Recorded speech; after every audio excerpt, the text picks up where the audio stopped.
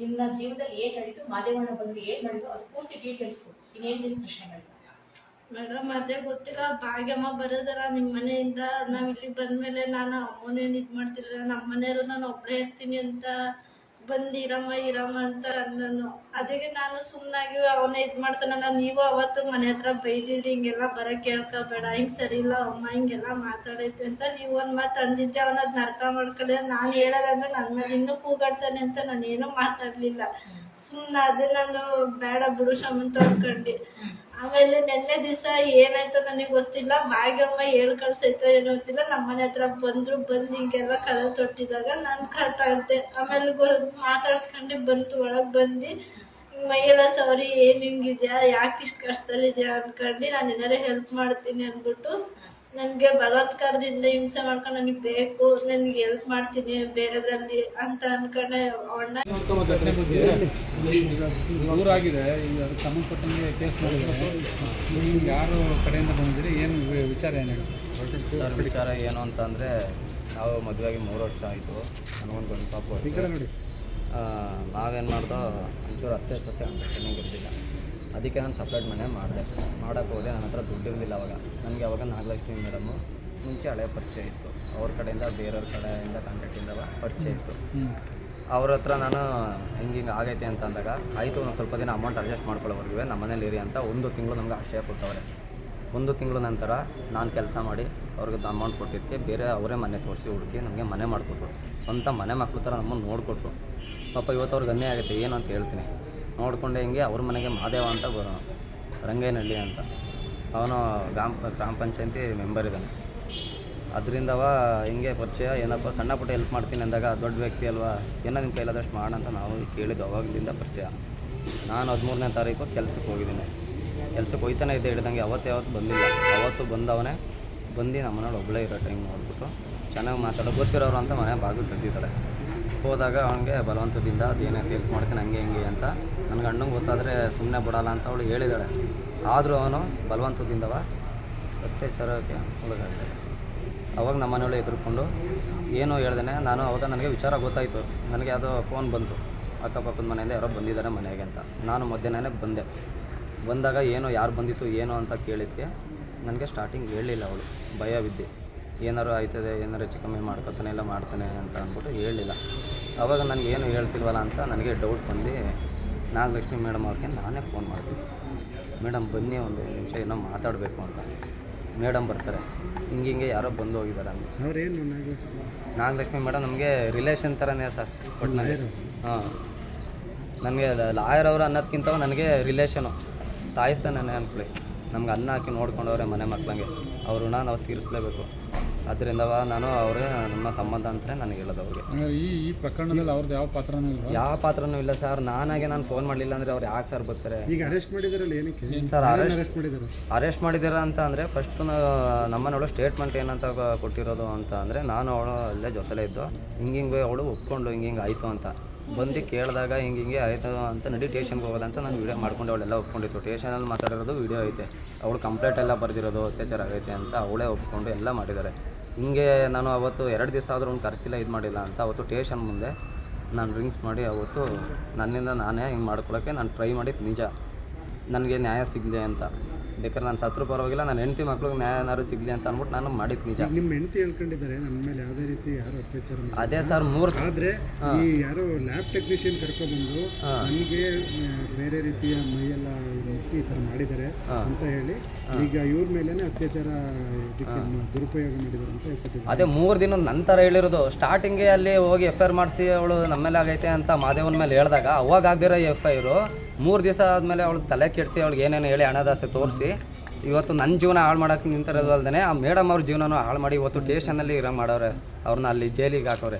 ಇದು ಅನ್ಯಾಯ ಅಲ್ವಾ ಸರ್? ನಮಗೆ ಯಾರ ಕಡೆ ಹೋಗೋದು? ಜೈಲಿಗೆ ಹಾಕ್ತಾರೆ ಅಂದರೆ ಈ ಥರ ಸುಳ್ಳು ಮಾಹಿತಿಗೆ ಅವರು ಹಾಕವ್ರೆ ಅಂತ ಅಂದಮೇಲೆ ಈಗ ಸತ್ಯಕ್ಕೆ ಎಲ್ಲೈತೆ ಬೆಲೆ? ಅದನ್ನು ವೀಡಿಯೋ ಸಮೇತ ನಿಮಗೆ ಕೊಡ್ತೀನಿ. ಅವಳು ಏನು ಹೇಳೋಳೆ ಅಂತ ಅವ್ರಿಗೆ ತಲೆ ಕೆಡಿಸಿ ಹಿಂಗೆ ಮಾಡಿ ಆ ಥರ ದುಡ್ಡಿನ ಆಸೆ ತೋರಿಸಿ ಇಲ್ಲ ಜೀವದ ಬೆದರಿಕೆ ಹಾಕೋರು ಏನೋ ನನಗೆ ಗೊತ್ತಿಲ್ಲ. ಒಟ್ಟಿನಲ್ಲಿ ಆ ಥರ ಮಾಡಿಸಿ ಈ ಮೇಡಮ್ಗೆ ಆ ಥರ ಉಲ್ಟಾ ಮಾಡಿ ಮಾತಾಡ್ಸಿದ್ದಾರೆ. ನಿಮ್ಮ ಪತ್ನಿಗೆ ರೇಪ್ ಕೇಸ್ ಕೊಡು ಅಂತ ಏನು ಹಿಂಸೆ ಕೊಡ್ತಿದ್ರು? ಏನೂ ಕೊಡ್ತಿರ್ಲಿಲ್ಲ ಸರ್. ಏನಕ್ಕೆ ಸರ್ ಆ ಥರ ಮಾನ ಮರ್ಯಾದೆ ಕಳ್ಕೊಂಡು ಆ ಥರ ಜೀವನ ಮಾಡ್ಬೇಕಾ ಸರ್? ನಾವು ಕಷ್ಟ ಸುಖ ಅಲ್ಲಿ ಇಲ್ಲಿ ಕೂಲಿ ಮಾಡೋರು ಸಾಕ್ತೀನಿ ಸರ್ ನನ್ನ ಹೆಂಡತಿ ಮಕ್ಕಳನ್ನ. ಅವಳಿಗೂ ಅಂಥದ್ದು ಏನೂ ಹಣೆ ಬರ ಇಲ್ಲ. ಅವರು ಆ ಥರ ಜೀವನ ಮಾಡಬೇಕು ಅಂತ ಅವ್ರಿಗೂ ಏನೂ ಇಲ್ಲ. ಅದರಿಂದ ಸರ್ ಇಂಥವ್ರಿಗೆ ಸುಮ್ಮನೆ ಬಿಡಬಾರ್ದು ಸರ್. ನನಗಾಗಿರೋ ಅವಮಾನ ನ್ಯಾಯ ಸಿಗ್ತೇನೆ ಇರೋದು ಬೇರೆಯವ್ರಿಗೆ ಯಾವುದೇ ಆಗಲಿ, ಹೆಣ್ಮಕ್ಳಿಗೆ ಆಗಲಿ ಗಂಡ್ಮಕ್ಳಿಗೆ ಆಗಲಿ ಪಾಪ ಆಗಬಾರ್ದು. ದಯವಿಟ್ಟು ನನಗೆ ನ್ಯಾಯ ಒದಗಿಸ್ಕೊಡಿ. ನಿಮ್ಮ ಹೆಸರು? ಶಮಂತ್ ಅಂತ ಸರ್, ಯಾವ ಊರು? ಗಣೇಶ್ಪುರ ಮಠ. ಓಕೆ, ಮೇಡಮ್ಗೂ ಅನ್ಯಾಯ ಆಗೈತೆ, ನಮಗೂ ಅನ್ಯಾಯ ಆಗೈತೆ. ನಾಗೇಶ್ವರ ಮೇಡಮ್ ಬನ್ನಿ ಅಮ್ಮ. ಆದರೂ ನನಗೆ ಏನು ಹೇಳಬೇಕು ಅನ್ನೋದೇ, ನನ್ನ ಒಳಗಡೆ ಏನು ಹೇಳಿದೆ ಅದೆಲ್ಲ ನಿಜ ಸರ್. ನನ್ನ ಮಗನಿಗೆ ಆಯ್ತು ತರಿಸ್ಕೊಡಿ, ಅಷ್ಟೇ ನಾನು ಕೇಳ್ಕೊಳ್ಳೋದು. ಏನಲ್ಲಿ ಆಗಿದೆ ನಿಮ್ಮ ಮಗನಿಗೆ? ನನ್ನ ಮಗನಿಗೆ ಅತ್ಯಾಚಾರ ಆಗೈತೆ ನನ್ನ ಸೊಸೆಗೆ. ಆದರೂ ನನ್ನ ಮಗನಿಗೆ ಯಾರೂ ಮಾಡ್ಕೊಡೋರಿಲ್ಲ. ನ್ಯಾಯ ಕೇಳೋಕ್ಕೆ ಹೋದರೆ ಅವ್ರು ಏನು ಹೇಳೋರಿಲ್ಲ, ಮಾಡೋರಿಲ್ಲ ಸರ್. ನಮ್ಗೆ ನ್ಯಾಯ ಕೊಡೋ ದೇವತೆನೇ ತಗೊಂಡೋಗಿ ಅರೆಸ್ಟ್ ಮಾಡೋರಲ್ಲ, ನಮ್ಗಿನ್ನು ಯಾರು ಕೊಡಿಸ್ತಾರೆ ಸರ್? ನಮಗೆ ಅವರೇ ಇಲ್ಲದ ಮೇಲೆ ಅವ್ರನ್ನ ಯಾಕೆ ಅರೆಸ್ಟ್ ಮಾಡಿದಾರೆ? ಅರೆಸ್ಟ್ ಮಾಡ್ಯಾರ ಅಂದಮೇಲೆ ಅವರು ಏನೇನೋ ತಲೆ ಕೆಡಿಸಿ ಅವಳನ್ನ ಹಾಸ್ಟ್ಲಿಗೆ ಎಲ್ಗೋಗ್ಬಿಟ್ಟವ್ರೆ ಸರ್. ಅಲ್ಲಿಗೆ ಹೋಗಿ 3 ದಿವಸ ಆದಮೇಲೆ ತಲೆ ಕೆಡಿಸಿ ಇವತ್ತು ಮೇಡಮ್ಮನ ಮೇಲೆ ತಪ್ಪು ಕೊರ್ಸ್ತಾರಲ್ಲ. ಏನು ಕೊರ್ಸಿದ್ರು? ಅವತ್ತೆಲ್ಲ ನಿಜ ಹೇಳವ್ರೆ. ನನ್ನ ಮಗನೂ ಅವಳು ನಿಜ ಹೇಳವ್ರೆ ಎಲ್ಲವ. ಅದೆಲ್ಲ ನಮ್ಮ ಹತ್ರ ಗ್ರೂಪ್ ಐತೆ. ಆದರೆ ನಾವು 3 ದಿನ ಕೆಡಿಸ್ಕೊಳ್ಳಿಲ್ಲ. 3 ದಿವಸ ಆದಮೇಲೆ ಮಾದೇವ ಬಂದು ನನ್ನ ಒಳಗೆ ಬಂದಮೇಲೆ ಇದು ನಿನಗೆ ನಾನಿದ್ದೀನಿ ನಿನಗೆ ಅಂದ್ಬಿಟ್ಟು ಮೈಕೈ ಎಲ್ಲನ ಸವರಿ ನನ್ನ ರೇಪ್ ಮಾಡ್ದ ಅಂಥವ ಬಾಯ್ದಲ್ಲಿ ಹೇಳಿ ನನ್ನ ಮಗನಿಗೆ ಬಡಿತಾನೆ ಅಂತ ಬಾಯ್ದಲ್ಲಿ ನನ್ನ ಮಗನಿಗೆ ಹೇಳಿ ಆಯಿತು ನಾನು ಏನು ಮಾಡಲ್ಲ ಅಂತ ಮೇಡಮನ್ನು ಕರೆಸಿ ಹೇಳೋ ಹೊತ್ತಿಗೆ ಮೇಡಮ್ಮ ಆಯಿತು ಹಿಂಗೆಲ್ಲವ ಮಾಡ್ಕೊಂಡಿದ್ದೀಯಲ್ಲ ನ್ಯಾಯ ಕೊಡಿಸ್ತೀನಿ ನಾನು ಹೇಳವ, ಅದೇನೈತೆ ಹೇಳವ, ಹೆದರ್ಕೋಬೇಡ ಅಂದರು. ಅವ್ರು ಇನ್ನೇನು ಹೇಳಿಲ್ಲ ಸರ್. ಹಣದ ಅಕ್ಷರನೇ ಅವ್ರಿಗಿಲ್ಲ. ಅವ್ರಿಗೆ ನಮಗೆ ಹೆಲ್ಪ್ ಮಾಡ್ಬೇಕಾದ್ರೆ ನನ್ನ ಮಗನಿಗೆ ಅನ್ನ ಹಾಕೋರು 1 ತಿಂಗಳು ಅವರು. ನಾವು ಅವ್ರನ್ನ ದೂರ ಮಾಡ್ದೋ. ಇಂಥಳನ್ನ ಕಟ್ಕೊಂಡು ಹೋಗ್ಬಿಟ್ಟ ಇವನು, ನೀನು ಬರಲೇಬೇಡ ಅಂತವ. ನಾನು ಅವತ್ತಿನ ದಿವಸನೇ ನಾನು ಹೋಗಿತ್ತು. ಅವ್ರು ಹೇಳಿ ನನಗೆ ಹೇಳಿ ಅವ್ರು ಕಂಪ್ಲೇಂಟ್ ಕೊಡ್ಸಿತ್ತು ಸರ್. ಇಬ್ರಿಗೂ ಬಂದು ಚೆನ್ನಾಗೇ ಎಲ್ಲನೂ ಮಾತಾಡಿ ಚೆನ್ನಾಗೇ ಇಬ್ಬರು ಹೋಗವ್ರೆ. ಅಲ್ಲಿ ಕರ್ಕೊಂಡು ಹೋದ್ಮೇಲೆ ಒರ್ಸ್ಕೊಂಡು ಹಬ್ಬದಲ್ಲಿ ಕರ್ಕೊಂಡು ಹೋದರು. ನನ್ನ ಮಗನೂ ಅವಳನ್ನೇ ಮನೆಗೆ ಕಳಿಸ್ಲಿಲ್ಲ ಅವರು. ಈಗ ಲ್ಯಾಬ್ ಟೆಕ್ನಿಷಿಯನ್ ಕರೆಸಿಲ್ಲ, ಈ ಥರ ಮಹಿಳೆಗೆ ತೊಂದರೆ ಕೊಟ್ಟಿದ್ದಾರೆ ಅಂತ ಅವ್ರನ್ನ ಅರೆಸ್ಟ್ ಮಾಡಿದ್ದಾರೆ. ಯಾಕೆ? ಅದು ಅದೇ ರಾಜಕೀಯಲ್ಲಿ ಅವರೆಲ್ಲ ಸರ್. ರಾಜಕೀಯಲ್ಲಿ ಇರೋರು ಗೊತ್ತಲ್ಲ, ಈ ಕಡೆದು ಆ ಕಡೆದು ಬದಲಾಯಿಸ್ತಾರೆ, ಆ ಕಡೆದು ಈ ಕಡೆಗೆ ಬದಲಾಯಿಸ್ತಾರೆ ಸರ್. ಬಡವ್ರಿಗೆಲ್ಲ ನ್ಯಾಯ ಕೊಡ್ತಾರೆ. ಈಗ ದುಡ್ಡಿರೋರಿಗೆ ತಾನೇ ಈಗ ನ್ಯಾಯ ಇರೋದು. ಈಗ ನಮ್ಮಂಥ ಬಡವರು ಎಲ್ಲಿಗೆ ಹೋಗ್ಬೇಕು? ನಮ್ಮ ಬಡವ್ರ ಮಕ್ಳು ಎಲ್ಲಿ ಹೋಗ್ಬೇಕು ಸರ್? ಅವ್ರು ಹೇಳಿದ್ದೆಲ್ಲ ತಪ್ಪು ಅದೆಲ್ಲವ. ನಾವು ಸೊಸೆನೇ ನಿಜ ಒಪ್ಕೊಂಡು ಇಬ್ಬರು ಬಂದು ಎಲ್ಲನೂ ಇದು ಕೊಟ್ಟಾರೆ. ಯಾವ ಪೊಲೀಸ್ನವ್ರೂ ನಮ್ಗೆ ನ್ಯಾಯ ಕೊಡಿಸ್ಲಿಲ್ಲ, ಯಾರೂ ನಮ್ಗೆ ಕೊಡಿಸಿಲ್ಲ ಸರ್. ನಿಮ್ಮ ಹತ್ರಕ್ಕೆ ಬಂದಿದ್ದೀವಿ, ನೀವೇ ದಯವಿಟ್ಟು ನಮ್ಮ ಮಗನಿಗೆ ನ್ಯಾಯ ತರಿಸ್ಕೊಡ್ಬೇಕು. ನಾಳೆ ದಿವಸ ಏನು ಮಾಡಲಿಲ್ಲ ಅಂದರೆ ನನ್ನ ಮಗನ್ನೇ ಅಲ್ಲೇ ಸತ್ತೋಯ್ತಾನೆ ಸೂಚನೆ ಮಾಡ್ಕೊಂಡು. ಅದಕ್ಕೆ ಕಾರಣ ನೀವಾಗೋದು ಬೇಡ ಅಷ್ಟೇ ಸರ್. ನಾನು ಕೇಳ್ಕೊಳ್ಳೋದು ನನ್ನ ಮಗ ಏನು ಹೇಳೋಣ ಅದೆಲ್ಲ ಸತ್ಯ ಸರ್. ನಾವು ಯಾರು ಎದುರ್ಕ ಭಯದಲ್ಲಿ ನಾವು ಯಾರೂ ಕೇಳ್ಕೊಂಡು ನಾವು ಬಂದಿಲ್ಲ. ಇಲ್ಲ ಸರ್, ಅದು ಇದೆ ಯಾವ ಪ್ರಮಾಣದ ಮೇಲೆ ಸತ್ಯ ಮಾಡಿ ಹೇಳ್ತೀವಿ. ಆ ದೇವತೆಗೆ ನಾವು ಅನ್ಯಾಯ ಮಾಡಿ ನಾವು ಯಾವ ಪಾಪಕ್ಕೆ ಹೋಗ್ತೀವಿ ಸರ್. ನಾವು ನನ್ನ ಮಗನ್ನ ಅಷ್ಟು ಚೆನ್ನಾಗಿ ನೋಡ್ಕೊಂಡಿರೋರು ಅರೆಸ್ಟ್ ಮಾಡ್ಯಾರ ಅಂದ್ರೆ ಸರ್ ತಪ್ಪದು ವರ್ಷವ್ರೆ ಅವಳ ಮೇಲೆ. ಅದೇ ಅವನ ಮಾದೇವ ಅನ್ನೋನು ಯಾವ್ರ ಕೈಲಿ ಹೇಳ್ಸಿ ಏನು ರಾಜಕೀಯ ನಿಂತವ್ರಲ್ಲ ಏನೇನು ಮಾಡೋರೋ ಎಂತ ಮಾಡೋರೋ ಯಾರಿಗೆ ಗೊತ್ತು ಸರ್.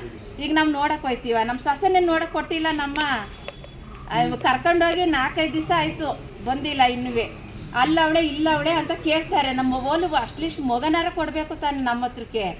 ಮಗನ ಯಾರು ಇದು ಮಾಡ್ತಾರೆ ಅಲ್ಲಿ ಪೊಲೀಸ್ನವ್ರು ನಮ್ಮನ್ನ ಕಳಿಸ್ತಲೇ ಇಲ್ಲ ನೋಡೋಕ್ಕೆ ಅಲ್ಲಿ. ನನ್ನ ಹೆಸರು ಮೀನಾಕ್ಷಿ ಸರ್.